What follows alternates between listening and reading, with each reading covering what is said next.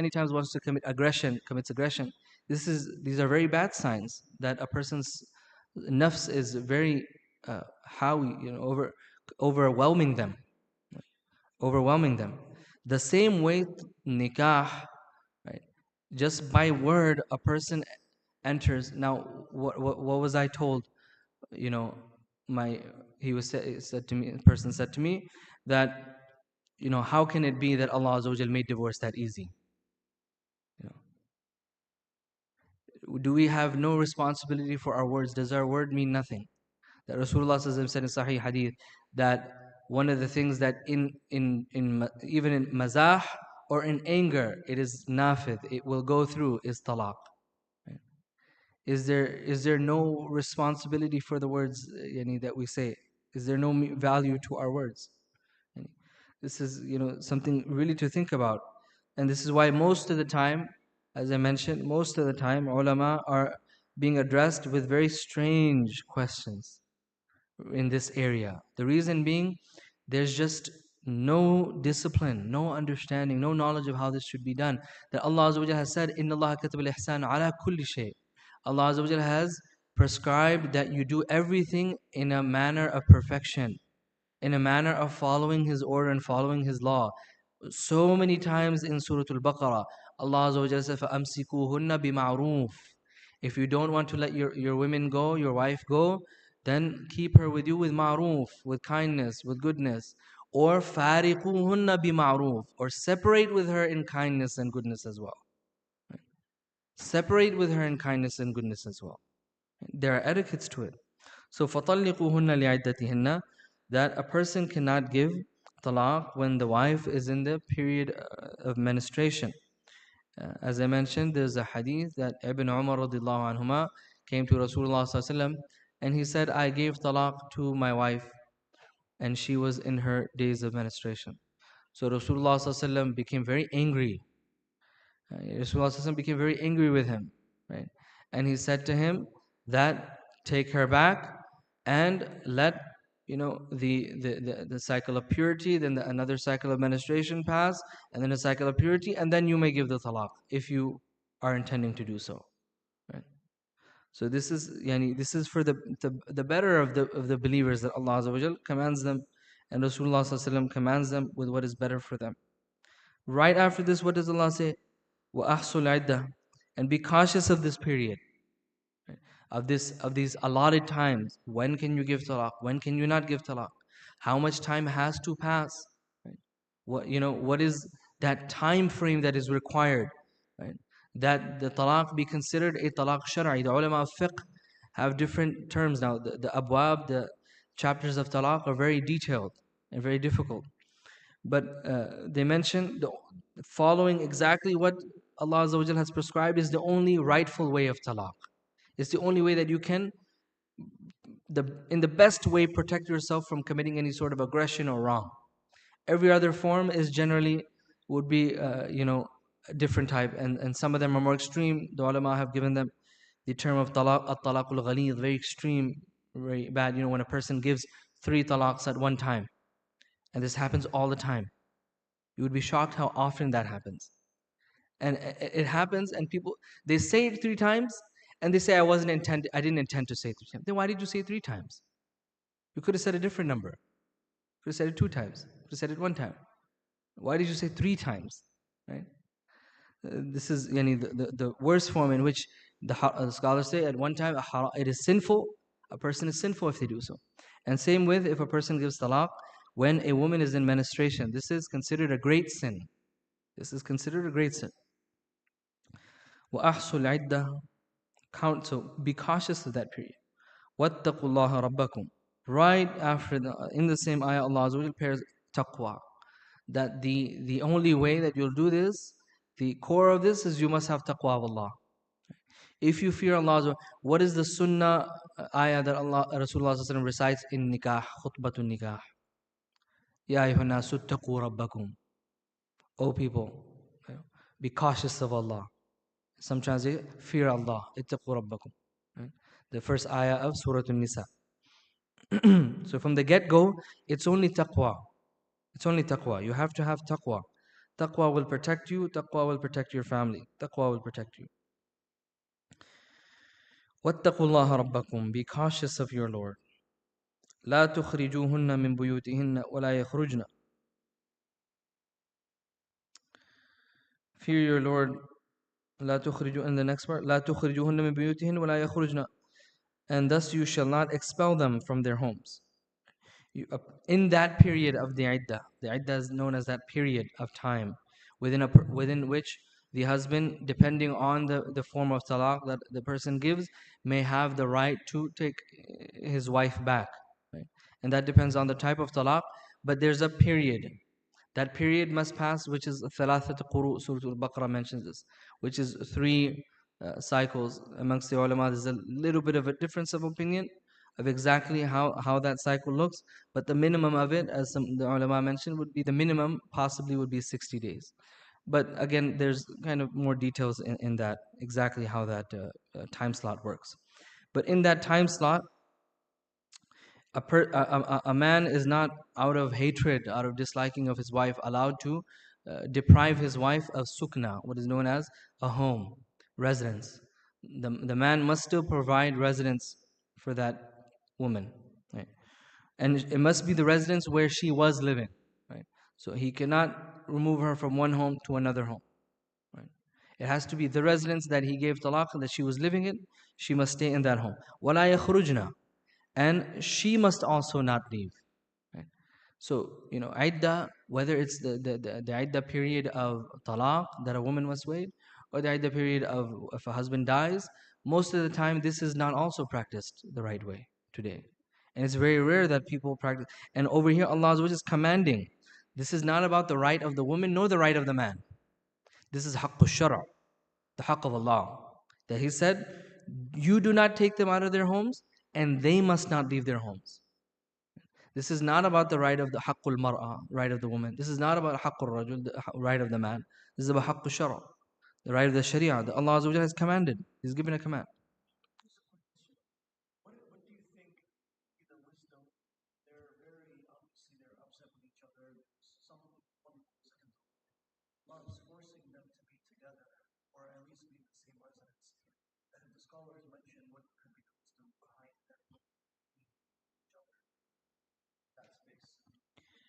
Yeah, so he's asking regarding what is the wisdom of this period, that why Allah Azza wa Jalla has commanded. There's obviously this friction between the people, and Allah Azza wa Jalla mentions this, right? We mentioned in Surah At-Talaq as well, that sometimes this friction comes about between the husband and wife. So when there's this obvious friction, what is the wisdom?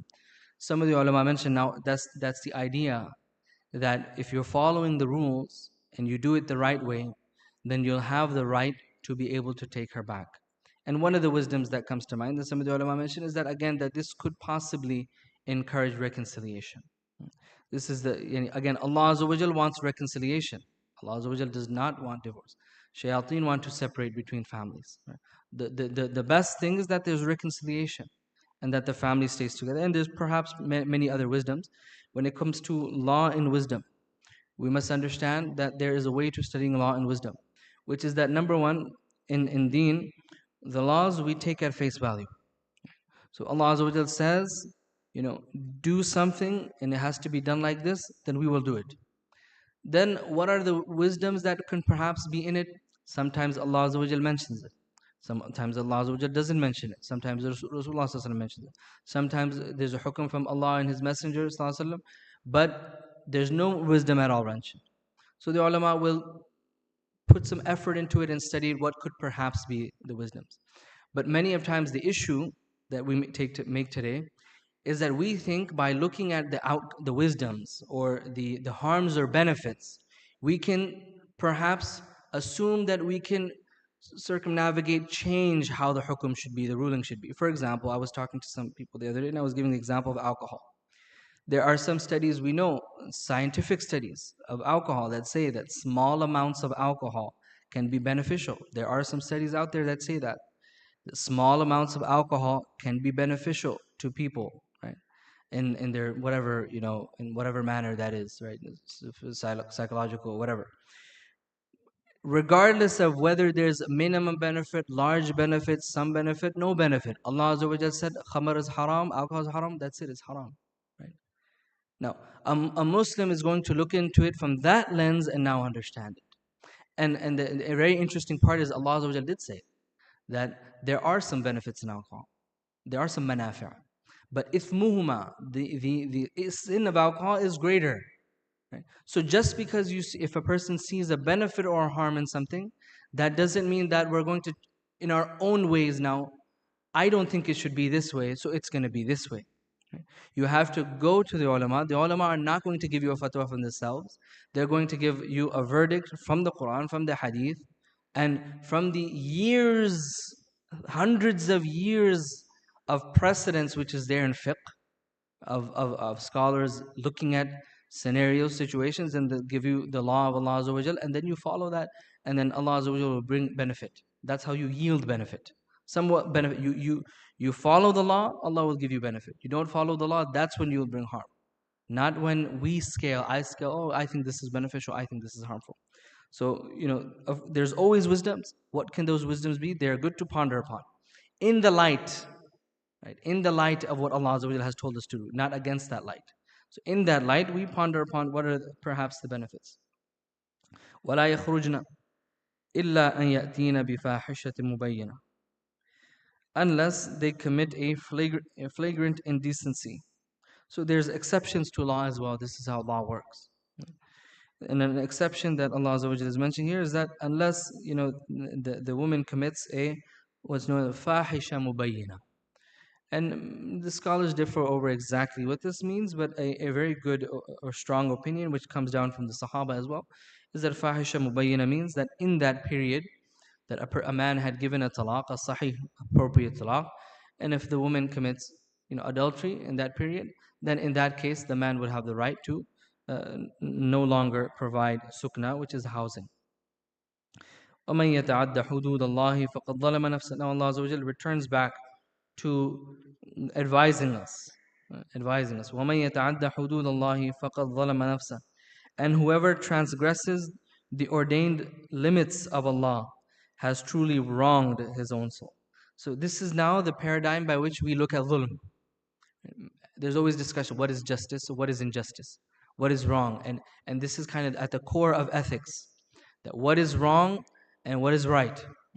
Allah Azza wa Jalla is giving us the parameters. You want to know what's right? Stay within the limits of Allah.